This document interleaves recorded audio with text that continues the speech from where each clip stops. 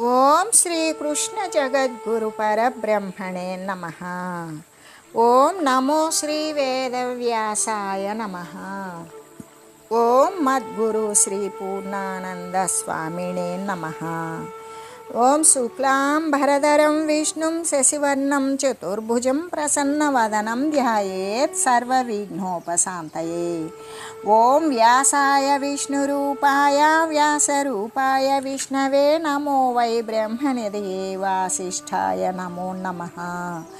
ఓం నారాయణం నమస్కృత్య నరం చైవ నరోత్తమం దేవీం సరస్వతీం వ్యాసం తతో జయముదీరయేత్.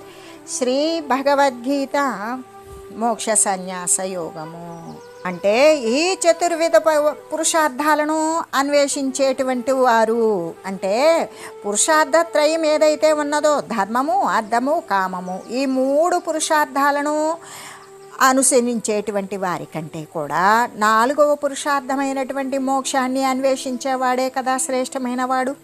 అయితే ఈ 4 రకాల పురుషార్థాల యందలి కూడా మొదటిదైనటువంటి ధర్మానికి అర్థమేమిటి అంటే సామాన్యమైనటువంటి మానవ జీవనానికి ఉపయుక్తమైనటువంటి ధర్మమే అని గ్రహించాలి. మరి సామాన్యమైన ధర్మం ఏది అంటే విశేషమైన ధర్మం ఇంకొకటి ఉన్నది. అదేంటి? ధర్మంలో కూడా విశేషత్వం ఏంటి అంటే పరమాత్మావలంబనమే, దైవాన్ని నిష్ఠగా అనుష్ఠానము చేయడమే, ఆత్మజ్ఞానం సముపార్జించుకోవడమే విశేషమైనటువంటి ధర్మం. అయితే అటువంటి వారు ఆ పురుషార్థాల యందు మిక్కుటముగా ఆసక్తిని చూపుతారు అని కదా తెలుస్తూ ఉన్నది. అంటే రాజసికమైనటువంటి ధైర్యం ఎలాంటిది అంటే ఏ ధైర్యంతో అయితే మనుజుడు ఫలితాన్ని కోరుతూ ఉన్నవాడే ధర్మాన్ని, అర్థాన్ని, కామాన్ని కూడా మిగుల ఆసక్తితో అనుష్ఠానం చేస్తూ ఉంటాడో వాడు రాజస ధైర్యస్తుడు అని చెప్పబడుతుంది. సాత్విక ధర్మం అంటే ఏ నిశ్చలమైనటువంటి ధైర్యంతో కూడి యోగ సాధనల చేత మనుజుడు ఇంద్రియాలు మొదలైనటువంటి వాటిని విషయాల నుండి నిగ్రహించగలుగుతాడు. అటువంటి ధైర్యమే కదా సాత్వికము అని చెప్పబడుతూ ఉన్నది. ఇకపోతే తామసికమైనటువంటి ధైర్యము అయితే ఏ బుద్ధి చేత అయితే దుర్బుద్ధి అయినటువంటి మనుజుడు నిద్రను, భయాన్ని, దుఃఖాన్ని, సంతాపాన్ని అంటే దిగులుని, మదాన్ని కూడా విడవకుండా ఉంటాడు. అటువంటి ధైర్యం ఏదైతే ఉన్నదో అదే తామసికమైనటువంటిది. వాని యొక్క బుద్ధి అంటే దుష్టమైనటువంటి బుద్ధిగా మారిపోయినటువంటి మనుజుడు అతిగా నిద్రపోతాడు, అతిగా భయపడతాడు, అతిగా దుఃఖపడతాడు, అతిగా దిగులును పొందుతాడు, అతిగా మదంగా, మొండిగా, మూర్ఖంగా ఉంటాడు. అటువంటి స్థితులను వదలకుండా ఉంటాడో అటువంటి ధైర్యమే తామసిక ధైర్యము. అసలు ఇక్కడ ధైర్యము అనేటువంటిది చాలా గొప్పదైనటువంటి మంచి గుణం. కానీ అది దుష్ట విషయాల యందు వినియోగించినప్పుడు మాత్రమే కదా ఆ ధైర్యం అనేటువంటిది ప్రయోజనరహితమవుతుంది. అంటే ఈ తామసిక లక్షణాలతో కూడి ఉన్నటువంటి తమో గుణముతో కూడి ఉన్నవాడు ఒకానొక ధైర్యాన్ని అవలంబించి అంటే మొండితనాన్ని అవలంబించుకొని తన అతి నిద్రను, భయాన్ని, దుఃఖాన్ని, దిగులుని, వాని యొక్క మందబుద్ధిని, మదాన్ని కూడా వదలకుండా ఉంటాడు. అంటే ధైర్యము అనేటువంటి గొప్ప సుగుణము అటువంటి నిద్ర కానీ, భయము కానీ మొదలైనటువంటి నికృష్టమైనటువంటి వస్తువులు సంపాదించడం కోసమే వినియోగించుకున్నట్లయితే ఎందుకు ధైర్యము అనేది ఎక్కడ ఉన్నా కూడా అది సుగుణమే కదా. అటువంటి ధైర్యము అనే గొప్ప గుణము చేత నిద్రను సంపాదించడమా, భయాన్ని సంపాదించడమా, దుఃఖాన్ని సంపాదించడమా, దిగుల్ని సంపాదించడమా, ఇటువంటి చీకటి వస్తువుల యొక్క సంపాదనమునందు మరి ఒక క్షుద్రమైనటువంటి వస్తువుల యొక్క సంపాదనమునందు వినియోగింపబడడం చేత అది అర్ధరహితమైపోతుంది, ప్రయోజనం లేకుండా పోతుంది. కాబట్టి ఆ ధైర్యాన్నే ఏం చేయాలి? సద్వస్తువుని సంపాదించుకోవడం కోసం ఉపయోగించాలి. సత్ అంటే సార వస్తువు అయినటువంటి సంపాదన. సార వస్తువు అంటే శాశ్వతమైనటువంటి వస్తువు పరమాత్మ స్వరూపమే కదా, దానిని సంపాదించుకోవడానికి ఉపయోగించాలి. తన యొక్క గుణశీలాదులు మరి పవిత్రవంతంగా ఉన్నటువంటి సచ్చీల సముపార్జనకు మంచి గుణాలను కూడి ఉండడం కోసమే అటువంటి ధైర్యాన్ని వినియోగించుకోవాలి. మోక్షస్థితిని ప్రాప్తింపు చేసుకోవడానికి మరి ఉపయోగించుకోవాలి. దైవాన్ని ఆశ్రయించుకొని దైవం యొక్క కరుణను సంపాదించుకోవడం కోసం వినియోగించుకోవడం ఉత్తమము అని కదా. అదే కదా వాస్తవానికి చెప్పబడినటువంటి ధైర్యం అయి ఉన్నది అని చెబుతూ, ఎలాగంటే అదే కదా ఉత్తముని యొక్క ధర్మమై ఉన్నది. వాల్మీకి అపార ధైర్యం పట్టుదల ఉంది, కానీ మొట్టమొదట ఆ ధైర్యాన్ని పట్టుదలను ఎలా ఉపయోగించుకున్నాడు? దుష్టమైన వృత్తుల యందు పరమహింసా కార్యాల యందు ఉపయోగించాడు. విఫలుడైపోయాడు, మంచి ఫలితాన్ని పొందల. కానీ మహనీయుల యొక్క సాంగత్య ప్రభావము చేత తిరిగి అదే ధైర్యాన్ని రామనామ జపమునందు ఉపయోగించాడు, దైవ ధ్యానమునందు వినియోగించుకున్నాడు. అలా వాడుకొని ధన్యుడయ్యాడు. అందుకే మనకి దుర్మేధ అంటే మనుజునికి తెలివి అనేది ఉంటుంది. ఆ దుర్మేధ అని చెప్పబడినందుకు ఉన్నటువంటి తెలివి ద్వారా దాన్ని సక్రమమైనటువంటి మార్గంలో వాడడు, వక్ర మార్గంలో ప్రవేశపెడతాడు. కాబట్టి వాడిని దుర్మేధ అని చెప్పింది. ఇక్కడ నిద్ర అని చెప్పిన చోట కూడా అతి నిద్ర అని భావించుకోవాలి. సోమరితనంతో ఉన్నటువంటి వాడు దొరికిందేదో తినడం, ఇంకా తాను దుష్టతనంతో సంపాదించుకొని వచ్చిందేదో తినడం, అతిగా బడి నిద్రపోవడం. అటువంటి విషయం అనేటువంటిది కుంభకర్ణుని గురించి మనం చెప్పుకోవచ్చు. ఎలాగంటే మిత నిద్ర అనేటువంటిది సర్వ శరీరాలకు కూడా అవసరమయ్యే ఉన్నది. కానీ అతి నిద్ర అనేటువంటిది అన్ని పనులను భంగం చేస్తుంది. ఒక్క మంచి విషయంలో కూడా ఒక్క అంగుళం కూడా ముందుకు వెళ్ళలేదు. అందుకనే తామసమైనటువంటి ధైర్యం ఎటువంటిది అంటే, ఏ ధైర్యంతో అయితే దుర్బుద్ధి కలిగినటువంటి వాడు నిద్రను కానీ, భయాన్ని కానీ, దిగులును కానీ, దుఃఖాన్ని కానీ, మదాన్ని కానీ వదలకుండా ఉంటాడు, అదే తామస ధైర్యము అని చెప్పబడుతుంది. అయితే ఇక సాత్విక సుఖము, రాజస సుఖము, తామస సుఖము అనే 3 సుఖాలను గురించి పరమాత్మ వర్ణిస్తూ, సుఖం త్విదానీం త్రివిధం శృణు మే భరతర్షభ అభ్యాసాద్ రమతే యత్త దుఃఖాంతం చ నిగచ్చతి. అంటే భరత కులవంశ శ్రేష్ఠుడవగు ఓ అర్జున, దేని యొక్క అభ్యాసము చేత మనుజుడు ఆనందాన్ని పొందుతూ ఉన్నాడు? ఏది అలవాటుగా చేసుకుంటే మనుజుడు శాశ్వతమైనటువంటి ఆనందాన్ని పొందుతున్నాడు? అప్పటి వరకు పడినటువంటి దుఃఖాన్ని కూడా శాంతింపజేసుకుంటూ ఉన్నాడు, దుఃఖ శాంతిని కూడా గొప్పగా పొందుతున్నాడు, దుఃఖం నశింపజేసుకుంటున్నాడు. అటువంటి సుఖము ఇప్పుడు 3 రకాలుగా ఉన్నది: సాత్వికంగా, రాజసికంగా, తామసికంగా. దానిని గురించి తెలియజేస్తాను విను. అంటే అభ్యాసాత్ అంటే సాత్వికమైనటువంటి సుఖము, దైవ సుఖము, బ్రహ్మానందము అభ్యాసము వలన మాత్రమే జీవునికి లభిస్తుంది అని కదా మనకు పరమాత్మ సుస్పష్టంగా తెలియజేస్తూ ఉన్నారు. ఆధ్యాత్మ విద్య అనేటువంటిది మాటల చేత, వాచా జ్ఞానము చేత కలుగుతుందా? కాదు. అదేంటది అంటే ఒక అనుభవ విద్య, ఒక ప్రాక్టికల్ సైన్స్ అన్నమాట. ఆ అనుభవ విద్య అనేటువంటిది దానిలో ఉన్నటువంటి ప్రతి సిద్ధాంతాన్ని కూడా మనం అనుభవంలో చూసుకోవలసింది. అసలు అటువంటి అనుభవ సిద్ధి లేనటువంటిది, అనుభవానికి రానటువంటి విద్య అనేది ఎప్పటికీ కూడా మరి దానిని అనుసరించిన అవసరం లేదు. అనుభవానికి వచ్చేటువంటిదే అది అనుభవ విద్య. అది కేవలం మాటల చేత వచ్చేటువంటిది, వాచా జ్ఞానముతోటి, నోటి మాటలతో చెప్పబడేటువంటి జ్ఞానము ద్వారా 4 శాస్త్రాలు చదివో, 4 చెప్పుకున్న మాటలు వినో చెప్పేటువంటి విషయం ద్వారా జ్ఞానము అనేది అది బోధపడదు. బోధపడినా అది తన అనుభవం కాదు. తనకు అర్థమై ఉంటుందేమో కానీ అది తన అనుభవం కాదు. కాబట్టి ప్రతి సిద్ధాంతాన్ని కూడా, అనుభవ విద్యలో ఉన్నటువంటి ప్రతి ఒక్క సిద్ధాంతాన్ని అనుభవంలో చూసుకోవాలి. అప్పుడే కదా జీవునికి ప్రత్యక్షమైనటువంటి సుఖము అనేది లభిస్తుంది. చాలామంది కూడా మాకు అసలు దైవం యొక్క సాక్షాత్కారం ఎలా కలుగుతుంది, దుఃఖము అనేది ఎలా తొలగుతుంది, అసలు సుఖము అనేది ఉన్నదా, ఉంటే ఎలా కలుగుతుంది అనే కదా ప్రశ్న చేస్తూ ఉంటారు.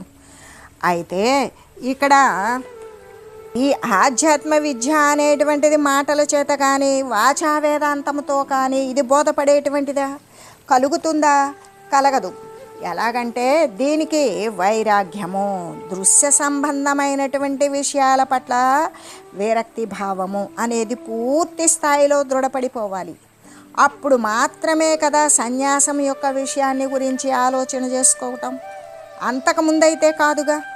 ఒకవేళ త్వరపడి మేమేదో అనుభూతిని పొందాము అనుకున్న అనుభూతిని పొందింపజేసినటువంటి గురువు, పొందాము అని అబద్ధం చెప్పినటువంటి శిష్యుడు, ఇద్దరు కూడా ఉభయభ్రష్టత్వం కలగడానికి అవకాశం ఉంటుంది కదా. అందుకే ఎప్పటికీ కూడా శ్మశాన వైరాగ్యం కానీ, పురాణ వైరాగ్యం కానీ, ప్రసూతి వైరాగ్యము అనేటువంటివి తాత్కాలికంగా కలిగినటువంటి విషయాల పట్ల విరక్తి, విసుగు అనేటువంటిది దృఢమైన వైరాగ్యము అని భావించకూడదు. దాని ద్వారా వానికి ఏదో ఇంటి పట్ల కోపం వస్తే దాని పట్ల విరక్తి కలిగి ఎక్కడికో పోయి కాలం గడుపుకోవడం అనేటువంటిది అది విరక్తి కాదు. అవతలి మనిషి అనేటువంటి విషయాలు వీడికి నచ్చక వెళ్ళిపోతున్నాడు అంతే. కానీ విషయాల పట్ల అయితే వానికి విరక్తి లేదు కదా. ఈ విధంగానే అంటే నిశ్చలమైనటువంటి, చంచలము లేనటువంటి వైరాగ్యము, చపలత్వం లేనటువంటి దైవభక్తి కలిగి ఉన్నప్పుడే కదా వాడు మోక్షతత్వాన్ని పొందగలగడం. అందుకే చంచల వైరాగ్యం అనేటువంటిది సరిపోతుందా? కాదు. అయితే ఒక గ్రామంలో ఒక రైతు ఉన్నాడు. ఆ రైతు కుటుంబం ఉన్నది చక్కగా. వారు బాగా ఉంటారు కూడా. వాళ్ళ ఇంటిలో భార్య, భర్త, 3 కొడుకులు, 1 కుమార్తె, అంటే 4 పిల్లలతో భార్య, భర్త చక్కగా కుటుంబంతో కొనసాగిపోతూ ఉన్నది.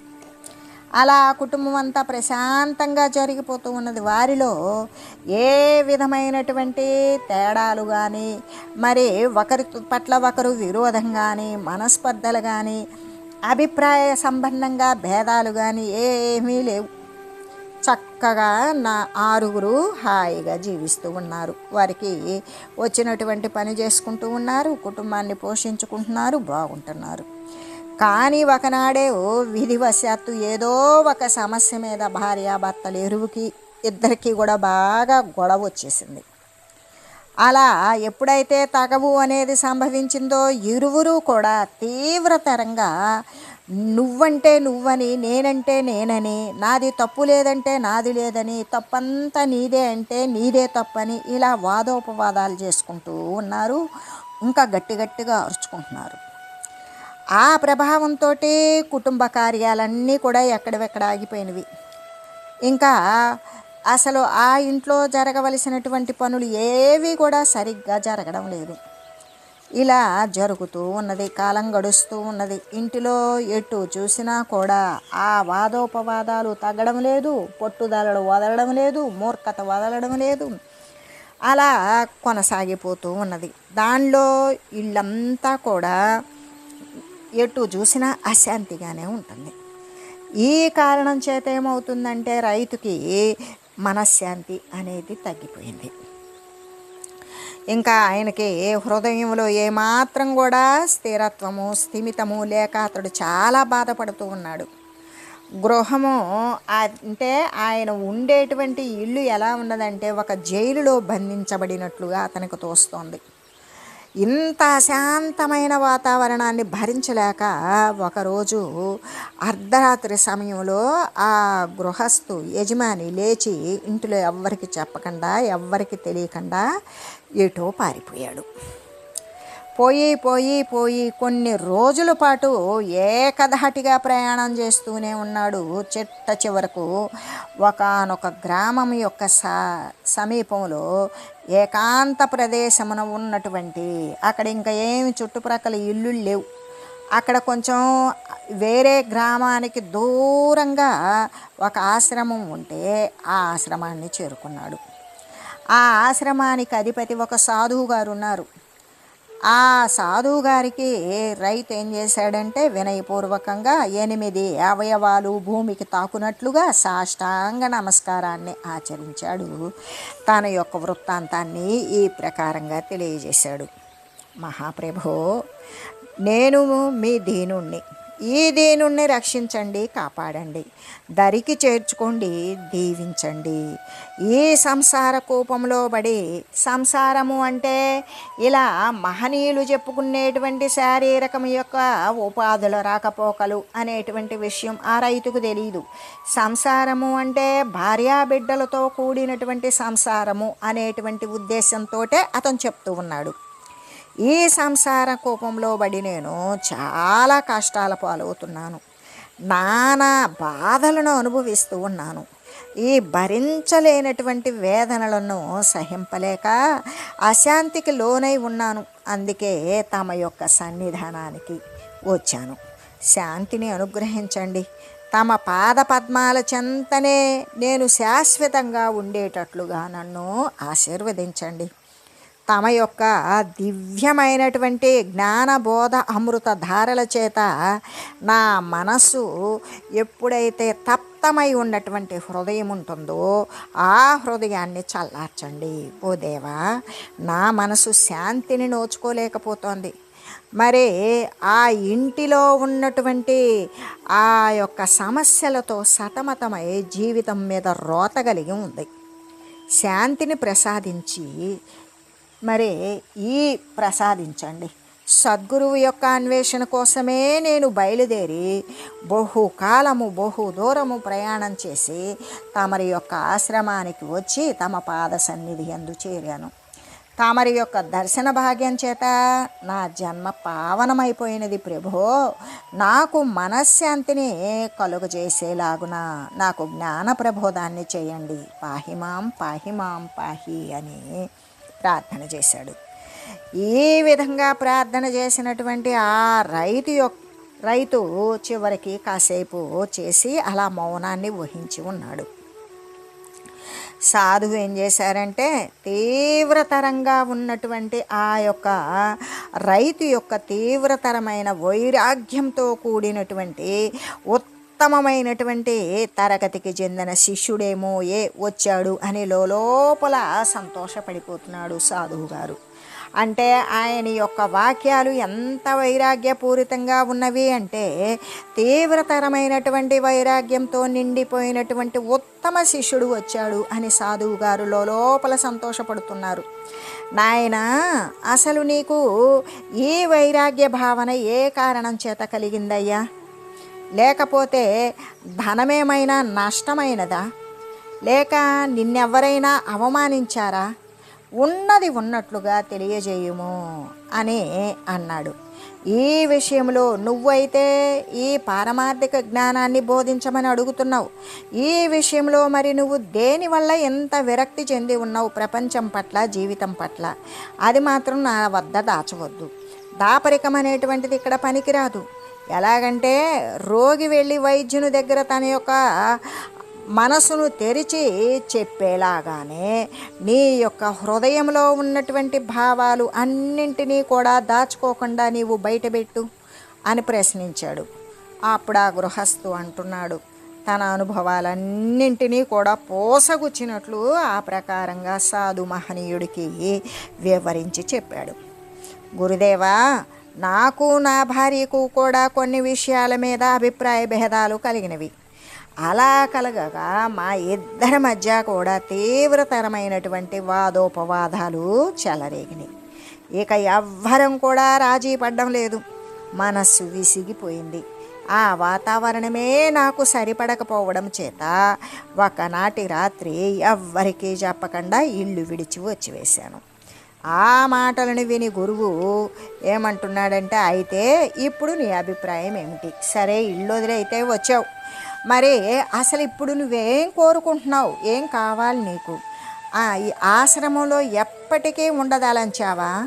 లేకపోతే నీ ఆవేశం చల్లారేదాకా కొద్ది రోజులు మాత్రమే ఉండాలి అనుకున్నావా? అలా కొన్ని రోజులు మాత్రమే ఉండి మరలా ఇంటికి వెళ్ళదలంచావా అని ప్రశ్న చేశారు సాధువు గారు. అందుకతడు ఏమంటున్నాడంటే, ఓ మహనీయ, జలనిధులు ఇంకిపోగాక, కులపర్వతాలు 7 కూడా కృంగిపోవుగాక, నేను ఇంటి గడప త్రొక్కన మహాత్మా అని విన్నవించుకున్నాడు. విన్నవించుకొని ఇక తురీయాశ్రమమైనటువంటి ఆ సన్యాసాన్ని అనుగ్రహించవలసిందిగా ప్రార్థిస్తున్నాడు సాధువు గారిని. ఆ యొక్క రైతు అంటే ఆ గృహస్థుని మాటలను వినగానే ఆశ్రమాధిపతి అయినటువంటి ఆ సాధువు గారు అతని యొక్క అతీతమైన వైరాగ్య స్థితికి ఆశ్చర్యపడి మళ్ళీ ఈ విధంగా మాట్లాడుతూ ఉన్నాడు. సరే నాయన, సన్యాసాన్ని స్వీకరించడం అనేది నీ సంకల్పం. అటువంటి సంకల్పం అయితే చాలా పవిత్రమైనది. అయినప్పటికీ కూడా తొందరపడకూడదు కదా. ఎందుకంటే ఇంటి వద్దనే కొంతకాలం ఉండి నీవు చక్కగా జపాన్ని, ధ్యానాన్ని, తపస్సుని చేసుకుంటూ ఉండు. వైరాగ్యము అనేటువంటి భావన మనస్సునందు బాగా స్థిరపడిన తర్వాత సన్యాసం యొక్క విషయమై అప్పుడు ఆలోచన చేసుకుందాం. కాబట్టి ఇప్పుడు నువ్వు ఇంటికి వెళ్ళి మనస్సును కుదుటపరుచుకొని శాంతముగా నీ యొక్క ఆధ్యాత్మిక కార్యక్రమాన్ని కొనసాగించు నాయనా అని చెప్పాడు. గురుదేవుని ఆ మాటలు వినగానే ఆ గృహస్థునికి గొప్ప ఆవేదన, దుఃఖము కలిగి వెంటనే ఇలా చెప్తూ ఉన్నాడు, మహాశయ, నాకు ఇంటికి వెళ్ళడానికి ఏమాత్రం మనస్కరించడం లేదు. దయచేసి నాకు సన్యాసాన్ని అనుగ్రహించండి. తమ ఆశ్రమమునందే నాకు ఉండడానికి కూడా స్థానాన్ని కల్పించండి.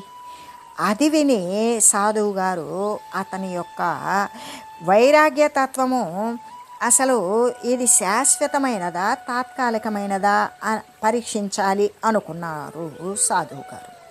సరే నాయన, ఒకవేళ నీకు గనక సన్యాసం ఇచ్చానే అనుకో, కొన్నాళ్లకు నీ భార్య నీవు ఇక్కడ ఉన్నటువంటి విషయాన్ని తెలుసుకొని ఇక్కడికి వచ్చి ఇంటికి రమ్మని పిలిచి నిన్ను ప్రాధేయపడినప్పుడు అప్పుడేం చేస్తావు అని ప్రశ్నించారు. అప్పటి సంగతి అప్పుడు ఆలోచించుకోవచ్చులేండి అని జవాబిచ్చేశాడు ఆ గృహస్థు. ఆ మాటలకి గురువుగారు ఆశ్చర్యపడిపోయారు. అతని చపలత్వంతో కూడినటువంటి, నిశ్చలత లేనటువంటి, చంచలమైన వైరాగ్యాన్ని గురించినటువంటి చక్కటి పరిచయాన్ని పొందినవాడై అతనికి భోజనం పెట్టి సరే తిరిగి వెళ్ళడానికి కొంత డబ్బులు కూడా ఇచ్చి అతన్ని పంపించి వేశారు. అంటే ఇక్కడ వైరాగ్యము అనేటువంటిది నిశ్చలంగా, చపలత్వము లేకుండా, చంచలత్వము లేకుండా దృఢపడినప్పుడు మాత్రమే సన్యాస విషయము, ఈ యొక్క జ్ఞాన విషయము అనేది ఆలోచించవచ్చు. కానీ అంతకు ముందైతే కాదు కదా. త్వరపడి గనక సన్యాసము తీసుకున్నట్లయితే ఇచ్చినవాడు తీసుకున్నవాడు ఇద్దరూ కూడా భ్రష్టులే అవడానికి అవకాశం ఉంటుంది కదా. అంటే ఎప్పుడైనా సరే ఈ యొక్క ఎవరైనా ఇంటి ప్రక్కన వారు చచ్చిపోతే ప్రతి ఒక్కరం పోయేదేలే అని శ్మశానానికి వెళ్ళి వచ్చినంతసేపు శ్మశాన వైరాగ్యము, ఇంకా పురాణ వైరాగ్యము, ఎవరైనా సరే దేవాలయాల్లోనూ మహనీయులు వారి యొక్క మహనీయమైనటువంటి జ్ఞానబోధల ద్వారా ఏముంది, మనము కూడా అటువంటి మార్గాన్ని అనుసరించాలి. కానీ అనిత్యమైన ఈ జీవితంలో సాధించేదేముంది అని తాత్కాలికమైనటువంటి విరక్తిని ఆశ్రయించకూడదు కదా. ఈ విధంగా అంటే శ్మశానంకి వెళ్ళొచ్చినంతసేపు ప్రతి ఒక్కరం పోతాము కాబట్టి జ్ఞానాన్ని సముపార్జించుకోవాలి అని కలిగిన నిర్ణయం కాసేపట్లో వీగిపోయినట్లుగానే పురాణం విన్నప్పుడు, మహనీయుల యొక్క చరిత్రను శ్రద్ధగా ఆలకించినప్పుడు వారిలాగా తను కూడా కొనసాగాలి అనుకుని ఆ యొక్క పురాణ శ్రవణం నుండి బయటికి రాగానే మళ్ళీ తన యథారీతి తన పనులు తను కొనసాగించుకున్నట్లుగానే తాత్కాలికమైన చంచలమైనటువంటి విరక్తి తత్వాన్ని ఎవ్వరూ ఆశ్రయించకూడదు. అలా ఆశ్రయించకుండా మోక్షము చెందాలి అనుకునేటువంటి సాధకుడు ఏం చేయాలి అంటే దృఢతరమైనటువంటి ఈ యొక్క దృశ్య సంబంధమైనటువంటి పదార్థాల పట్ల విరక్తి అనేది ఘనతరంగా చేపట్టాలి. అంతేకాదు చక్కటి ఆత్మతత్వ విచారణ అనేది చేయాలి. ఏ సత్య వస్తువును గురించైతే మరి విపులీకరంగా విశదంగా ఆశాంతం తెలుసుకున్నాడో దృశ్య వస్తువుల యొక్క అస్థిరత్వాన్ని తెలుసుకోగలుగుతాడు. ఎప్పుడైతే ఈ యొక్క లోక సంబంధమైన దేహ సంబంధమైన చంచలత్వాన్ని అస్థిరత్వాన్ని గుర్తెరిగాడో వానికి చంచలము కానటువంటి చలనము లేనటువంటి నిశ్చలమైనటువంటి వైరాగ్యం కలుగుతుంది. అచంచలమైన కదిలింపడానికి సాధ్యము కానటువంటి చపలత్వం రావడానికి వీలు కానటువంటి దైవభక్తి కలుగుతుంది. దాని ద్వారా మోక్షం కోసం తీవ్రతరమైనటువంటి ప్రయత్నాన్నే ఆచరించాలి అనే చెబుతూ, అందుకే చాలామంది కూడా ఈ విధమైనటువంటి అనుభవ విద్యను వారి వారి యొక్క జీవిత విషయాలలో ప్రతి సిద్ధాంతాన్ని కూడా అనుభవంలో చూసుకోవాలి. అసలు అప్పుడే కదా జీవునికి ప్రత్యక్షమైనటువంటి సుఖము అనేది లభిస్తుంది. చాలామంది కూడా ఏమనుకుంటారు అంటే మాకు సాక్షాత్కారం ఎలా కలుగుతుంది అంటే చపలత్వము లేనటువంటి ఆత్మతత్వ విచారణ వల్ల కలుగుతుంది. దుఃఖం ఎట్లా తొలుగుతుంది అంటే అకుంఠితమైనటువంటి భక్తితో అనుష్ఠానము బ్రహ్మ సాయుధ్యాన్ని పొందింపగలిగినటువంటి బ్రహ్మానుసంధానం ద్వారా దుఃఖం తొలుగుతుంది. మోక్షాన్ని ప్రాప్తింపజేసుకున్నప్పుడే శాశ్వతమైనటువంటి సుఖము కలుగుతుంది. కాబట్టి భగవానుడు అందుకు ఏం చేస్తూ ఉన్నారు, ఏం చెప్పారు అంటే అభ్యాసం చేయండి. ఏదైతే చెడును వదిలివేయడం అభ్యాసం చేయడం, మంచిని అనుసరించడం అలవాటు చేసుకోవడం, అభ్యాసము అలవాటు రెండు ఒకే పదం అయితే అలవాటు చేసుకోండి. అప్పుడు మీకు ఇవన్నీ కూడా ఆత్మ సాక్షాత్కారం కలుగుతుంది, దుఃఖము తొలగిపోతుంది, సుఖము కలుగుతుంది అని కదా తెలియజేస్తూ ఉన్నారు అని చెబుతూ, ఓం మంగళం పావన గీతామాత జయ మంగళం భక్తజనావని బంధ విమోచని భవభయహారిణి భవ్యదాయిని మంగళం. ఓం మంగళం శ్రీ కురుక్షేత్ర రణక్షోణి విహారిణే పాదసారథి రూపాయ గీతాచార్యాయ మంగళం. ఓం మంగళం మహత్.